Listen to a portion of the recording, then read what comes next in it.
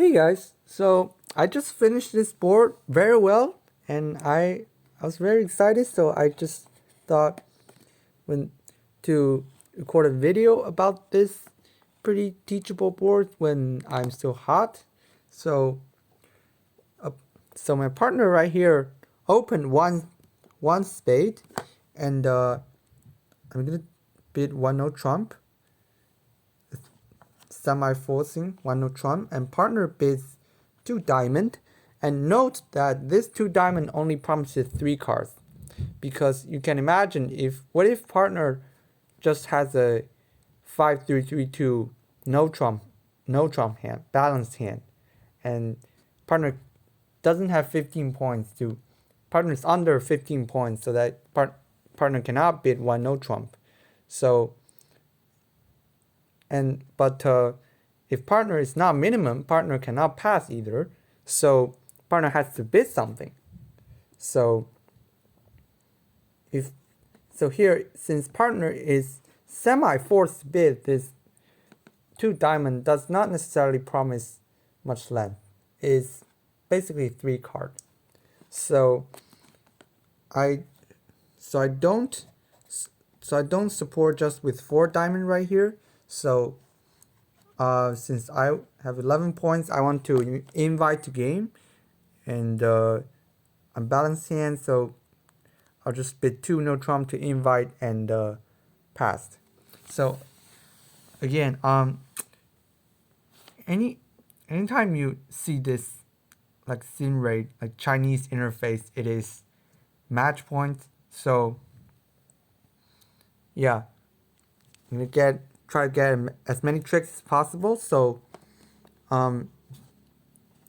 so here we have five solid winners, three aces and king queen of diamonds, and I can get either three or four diamond tricks. If the distribution is favorable, I'll get four, and in spades I will finesse for the king, and if the finesse is successful, and the break is favorable to 3-3, I can get five spade tricks. I can get five spade tricks at most. So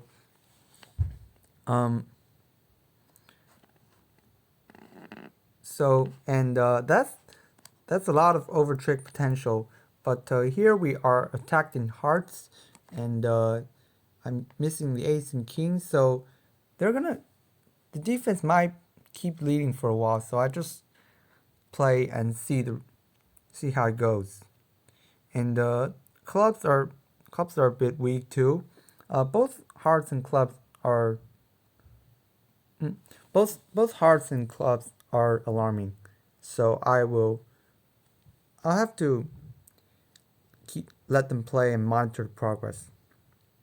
And now, as you see, East switches to club. I mean, when you this is how to judge the motive, how to judge the motive of this jack of clubs switch. So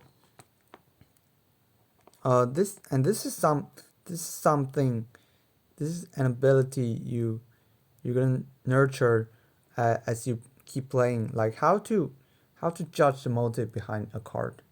And I would say that here, the first motive is that East does not want to set up a heart winner for me.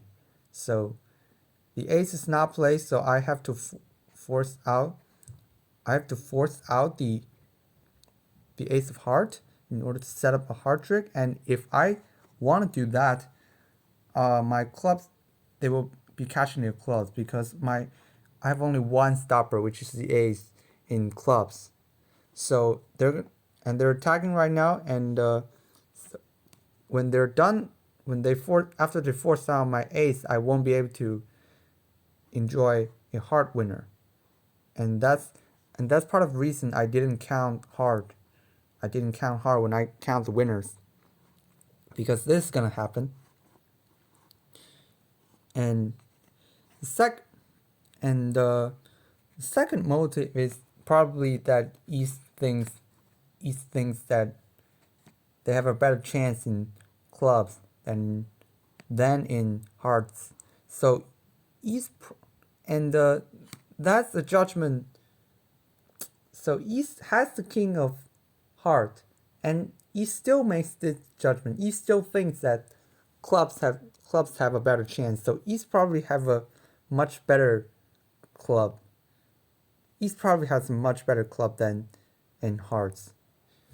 So now it's the question. Some of you might just think, well, there's no problem to take the ace, and some of you might think, well, some of you might, after you learn ducking to cut the opponent communication, you might think, well, I need to duck here until like as many rounds as possible, as many rounds as necessary.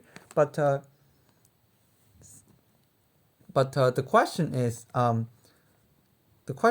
many tricks do you duck? And now, and that's what separates better plays from most people. So you need. So my method was that I remember that I could get at least 10. No, not at least. Max.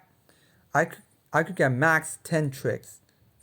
I could get 10 tricks max in this contract, and the play is very simple and straightforward. A lot of people will probably finesse the king of spades and just try to run the spades.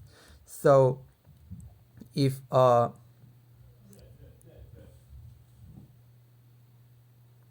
sorry, my roommate's making some noises. So if everything is favorable, but I don't get all the tricks because I ducked too many rounds, I lost too many tricks beforehand, that would be very bad for me. So if everything is favorable, and I will get 10 tricks in this contract, 5 spades, 4 diamonds, and a club, that means I can only lose 3 tricks maximum. And I have two losers in hearts, ace and king. I have 2 definite losers.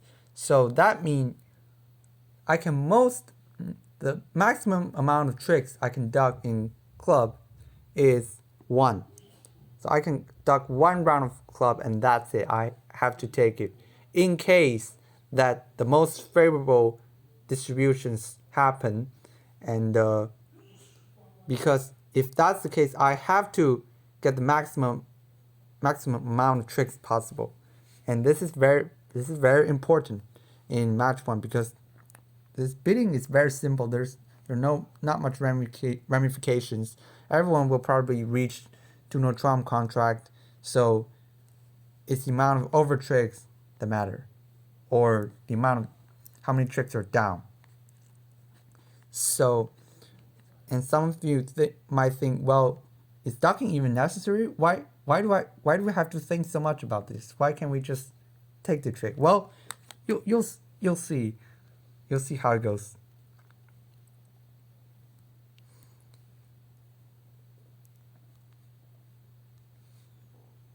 And my roommates are just making a lot of noises right now, so apologize if there are any disturbances. So I will just go as planned.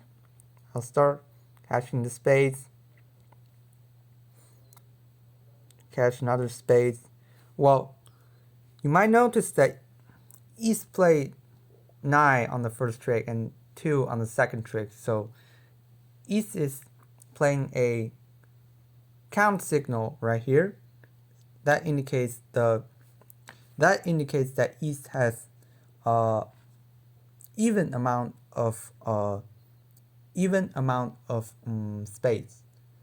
So if East plays larger card and then a smaller card on the first and second rounds, that means that always indicates even count.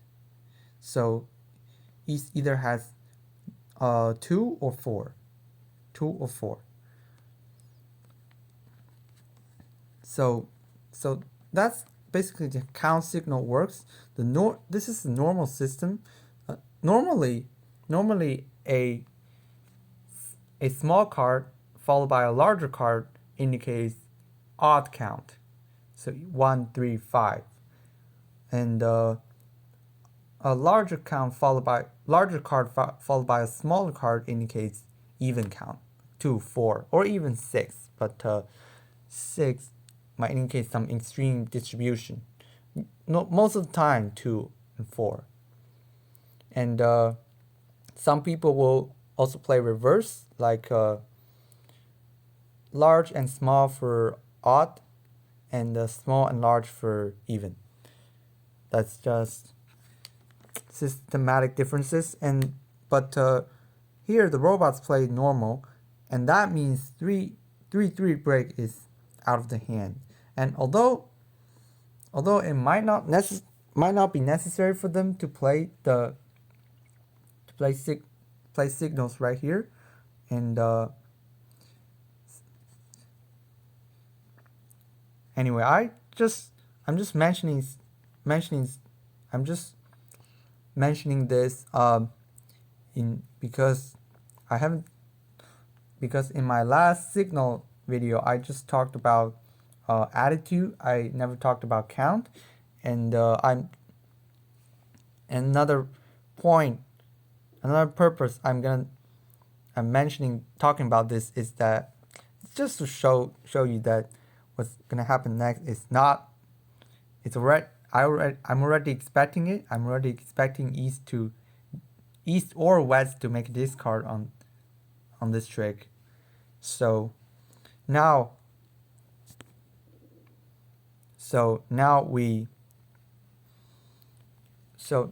we are at another crossroad. So just pause. You really don't want to keep going in your space blindly. And because you can't think about what is going to happen next if you concede at this point in order to set up your space. Like you are going to lose a spade, you're going to lose a heart, and you're going to lose at least three clubs. Because opponents have 7 cards, 7 clubs, and so the 4-3 break is the most favorable for us, but we are still gonna lose. We're still gonna lose 3 clubs. Sorry, 3 clubs is that 3. Sorry, 3 clubs. By saying 3 clubs, I'm counting the trick I duck. So, at this point, I'm gonna lose 2 more, 3 clubs in total. So, if I concede a spade at this point, I'm gonna lose a spade, a heart, and 2 clubs. Additionally, in addition to the 2 tricks I have already lost. So that would make me down 1.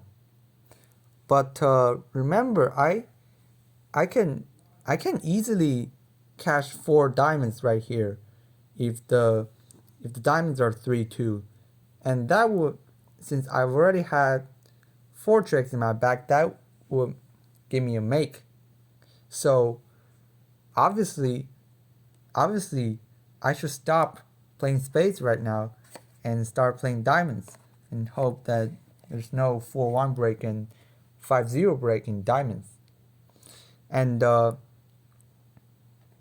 well, Another point that I forgot to mention as I was busy playing the trick is when I play the jack, which discard should I make right here in my hand? And discarding a club is not just random, because I cannot I cannot discard any heart, and I cannot discard any diamond card, because the reason is that the way to play this diamond suit is that you have to start with the king or queen right here, because if it's 3-2 break, we're good, but by starting with king or queen, you can prevent you can pre- mm, you can pre- you can pre- you can prevent the case that the diamonds are 4-1, but the singleton is either 10 or jack, because then you can assume that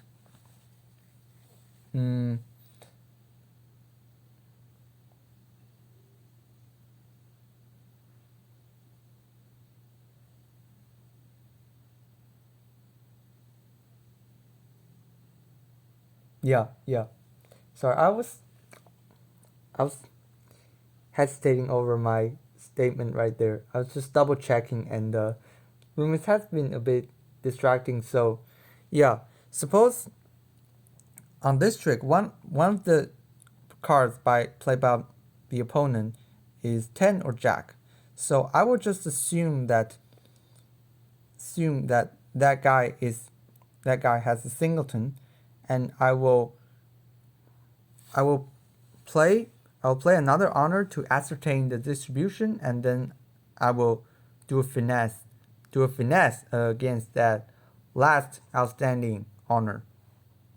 So suppose this 2 is 10 or jack, I'll play the queen in dummy, and if West shows out, I will finesse for East. I'll finesse against East. And if the 3 is 10 or jack, I will play the ace. And if East shows out on the ace, I will finesse against West. And if it is important to cash an honor, to ascertain, to make sure that the distribution is 4-1, because when I was cashing the honor to prepare the finesse, and it turns out that diamonds are 3-2 and 10 or jack is out simply because that guy is holding jack 10 doubleton, so that guy has to play one of them. So if that's the case, then we don't need a finesse. We can just keep cashing. So yeah. So this is very important, and go back to and if I discard a club, because if I discard a diamond at this point, you can imagine if this sixth diamond right here is non-existent, I cannot guard the case that West has a jack or 10 singleton, because remember, I have to cash 2 rounds in order to find out the 4-1 distribution. But if I cash both the king and queen in the dummy and find out that West has only 1 card, I only have 1 ace at my hand, so I cannot finesse against East anymore. So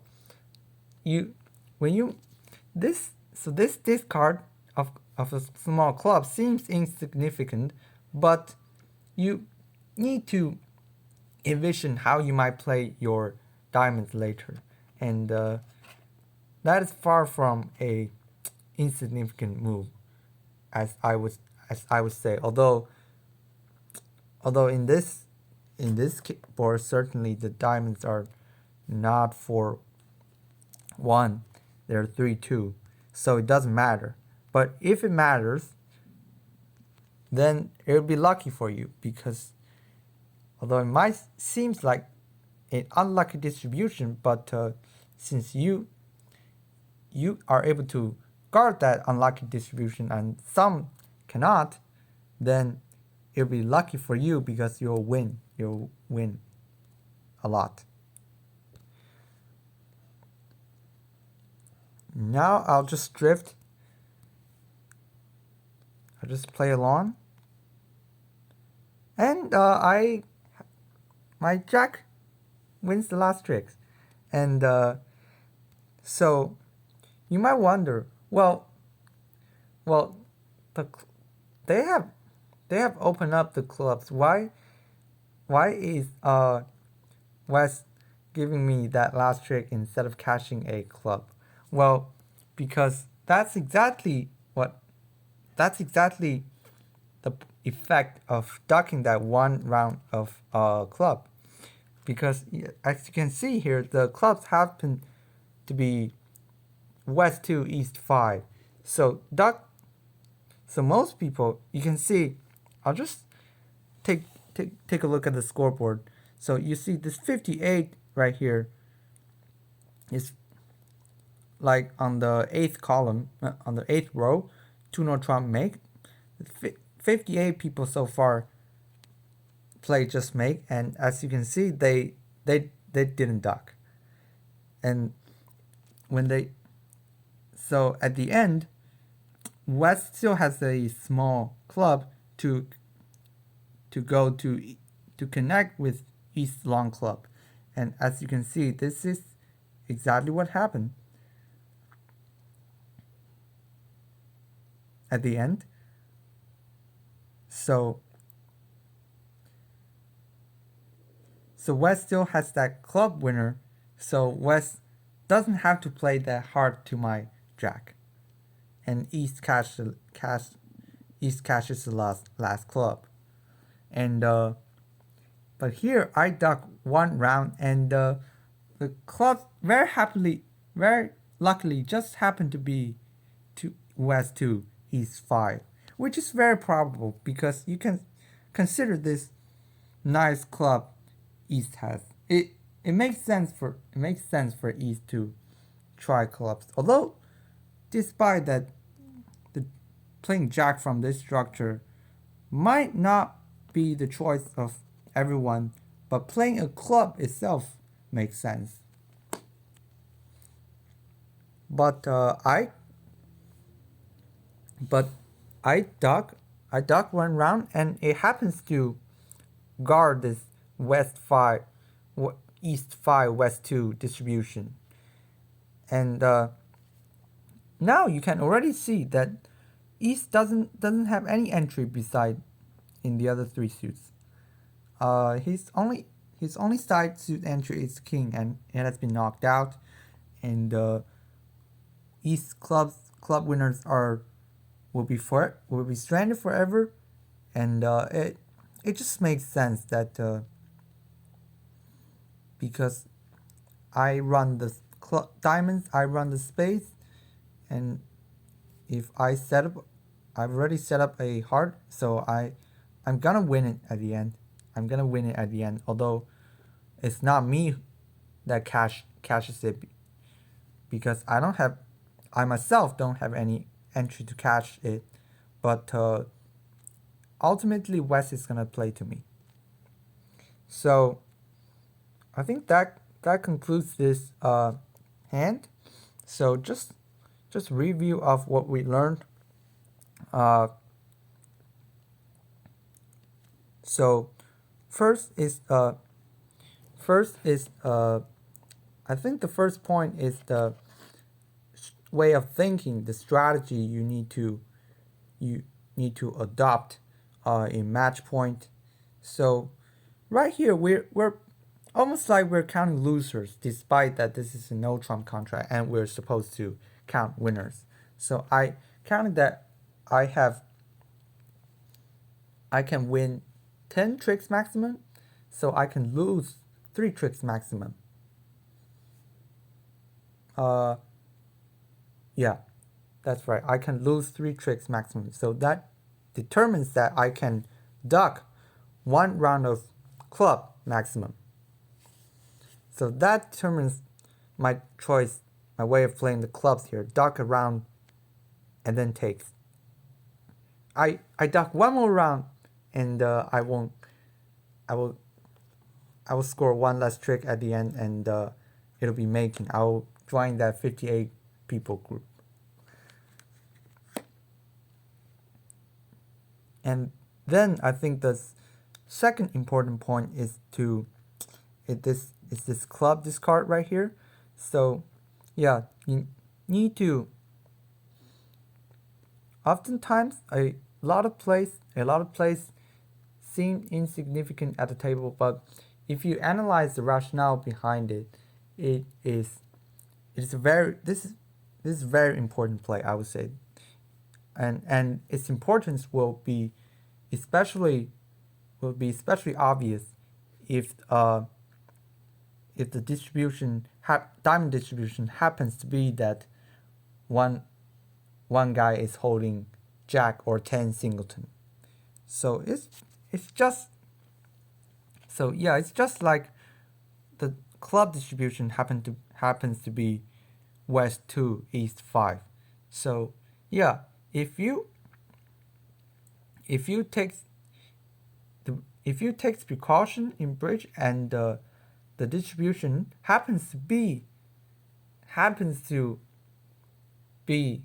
the perfect case you are guarding, and if other people fail to do so, that's the way you win in bridge. That's your opportunity that you should catch. So yeah, this is basically it for this video. Good luck for your bridge. Hope you have some nasty distribution and then you guard it and other people fail to guard it and you win. Bye.